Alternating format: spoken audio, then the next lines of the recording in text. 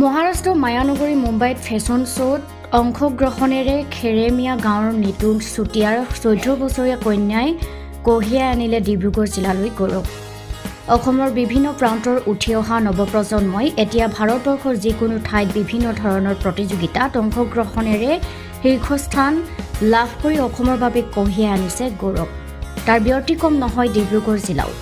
মায়ানগৰী মুম্বাইত ৰয়েল দিবা universe season 2023 অসমৰ হৈ অংশগ্ৰহণ কৰিছিল ডিব্ৰুগড় জিলাৰ দুলীয়াজান সমষ্টিৰ 1 নং খেৰেমিয়া গাঁৱৰ নিবাসী নিতু চুতীয়া আৰু দলি চুতীয়াৰ কনিষ্ঠ কন্যা ৰীমা চুতীয়াই উক্ত প্ৰতিযোগিতাত অংশগ্ৰহণেৰে শ্ৰেষ্ঠ খিতাপ অৰ্জন কৰি কঢ়িয়াই আনিলে ৰীমাই অসমৰ বাবে গৌৰৱ।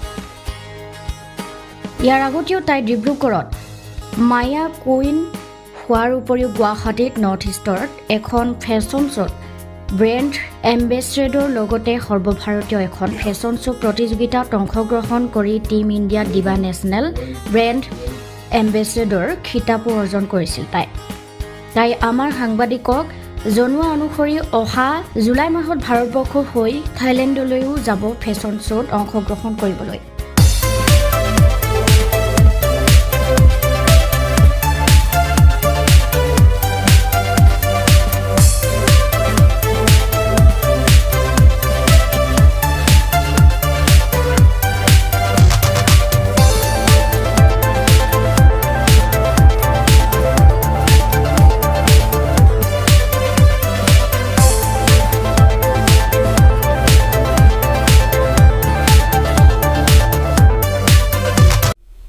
নামটো ৰীমা চুতীয়া। ৰীমা চুতীয়া, হয়। তুমি এতিয়া যিটো চেণ্ট্ৰেলত এখন কিবা ফেশ্বন শ্ব'ত গৈছিলা, ক'ত গৈছিলা তুমি? মই মুম্বাইত মহাৰাষ্ট্ৰত গৈছিলোঁ। তাত ৰয়েল দিবা ইউনিভাৰ্ছ 2023 ছিজন 2 এটা ইণ্টাৰনেশ্যনেল শ্ব' পাতিছিলে। তাত মই ৰয়েল টিন দিবা পাবলৈ সক্ষম হৈছোঁ। ইয়াৰ আগতে আৰু তুমি ক'ৰবাত প্ৰতিযোগিতাত অংশগ্ৰহণ কৰিছিলা নেকি? মই আমাৰ অসমত বহুত জেগাত প্ৰতিযোগিতাত অংশগ্ৰহণ কৰিছোঁ। গুৱাহাটীৰ নেশ্যনেল শ্ব' এটাত মই ব্ৰেণ্ড এম্বেছেডৰ পাবলৈ সক্ষম হৈছোঁ আৰু ডিব্ৰুগড়ত মায়া কুইন অফ আছাম পাবলৈ সক্ষম হৈছোঁ আৰু নৰ্থ ইষ্ট ফেশ্বন ষ্টাৰ তাত মই ব্ৰেণ্ড এম্বেছেডৰ পাব সক্ষম হৈছোঁ আৰু আৰোহণ দুলীয়াজানত মই উইনাৰ পাব সক্ষম হৈছোঁ। তুমি যে সফলতাৰ যে আজৰি আনিব পাৰিলা, তোমাৰ মনৰ অনুভৱ কি? মোৰ খুবেই বহুত ভাল লাগিছে। মানে মোৰ অনুভৱটো মই ক'ব পৰা নাই। মানে মোৰ ভাল লাগিছে নহয় যে মই ইমান গৌৰৱ লৈ নিছোঁ আৰু মোৰ নিজৰ অসমৰ কাৰণে। এই যে তোমাৰ সফলতাৰ আঁৰৰ ব্যক্তিজন কোন বুলি ভাবা? মই মোৰ মা দেউতাক ভাবোঁ এয়া সফলতাৰ ব্যক্তিজন। কি আজি মই এইটো এই প্লেটফৰ্মটো উইনাৰ হ'ব পাৰিছোঁ মোৰ মা দেউতাৰ কাৰণে। বিকজ তেওঁলোকে মোক ইমান বেছি ছাপৰ্ট কৰিছে ন, মই নিজক বহুত বেছি লাকি ফিল কৰোঁ যে এনেকুৱা ভাল পেৰেণ্টছ পাবলৈ। ভগৱানৰ ওচৰত কি আহ্বান জনাবা মা দেউতাৰ হৈ? ভগৱানৰ ওচৰত কি প্ৰাৰ্থনা জনাবা মা দেউতাৰ হৈ? যে মোৰ নিচিনা মা দেউতা মোৰ নিচিনা মা দেউতা চবেই যেন পায় আৰু সেয়া আশা কৰোঁ। তোমাৰ পঢ়া শুনাৰ লগতে বজাই ৰাখিব লগা হৈছে, তুমি কেনেধৰণে বজাই ৰাখিছা? মই যিমান টাইম পাৰোঁ আৰু শ্ব' পৰা সেনেকৈ মই পঢ়া শুনা কৰোঁ। মেনেজ কৰিব ফাৰ্ষ্ট টাইম মোৰ বহুত কষ্ট হৈছিলে।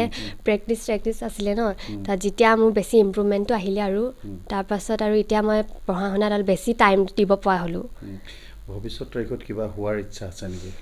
মোৰ ভৱিষ্যতে মিছ ইউনিভাৰ্ছ হোৱা বহুত ইচ্ছা আছে। আশা কৰোঁ যেন মই এনেকৈ আপোনালোকে আশীৰ্বাদ দি যাওক, মই এনেকৈ আগবাঢ়ি গৈ থাকোঁ।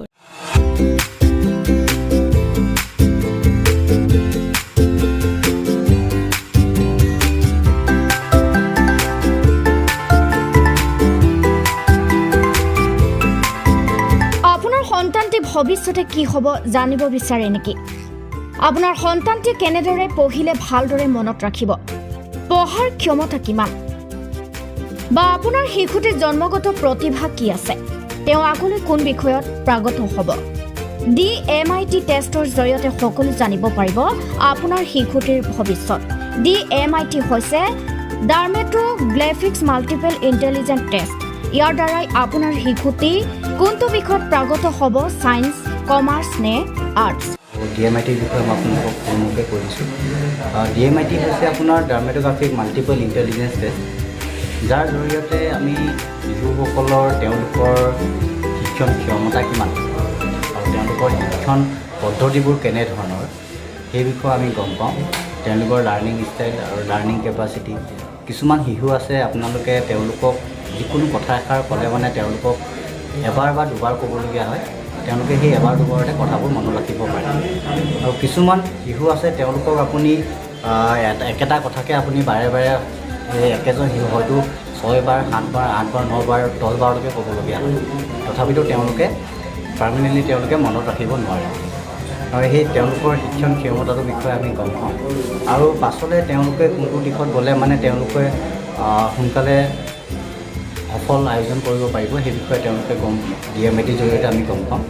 তেওঁলোকে পাছলৈ কোনটো দিশত গ'লে ভাল হ'ব, যেনে আৰ্টছত, কমাৰ্চ, ছায়েন্স বা অন্যান্য ক্ষেত্ৰত তেওঁলোকে খেলা ধূলাৰ ক্ষেত্ৰতে হওক বা অন্যান্য ক্ষেত্ৰত তেওঁলোকে কোনটো দিশত গ'লে অধিক সোনকালে সফল আয়োজন কৰিব পাৰিব তাৰ বিষয়ে আমি গম পাম। হয়, এনে এখন প্ৰতিষ্ঠান দ্বাৰাই আপোনাৰ শিশুটি সঠিক দিশত আগবাঢ়ি যোৱাত সহায় কৰিব। আমাৰ ঠিকনা দত্ত কমপ্লেক্স নিয়াৰ SBI বজাৰ ব্ৰাঞ্চ, দুলিয়াচান। যোগাযোগ কৰক 6002669878 6900200922।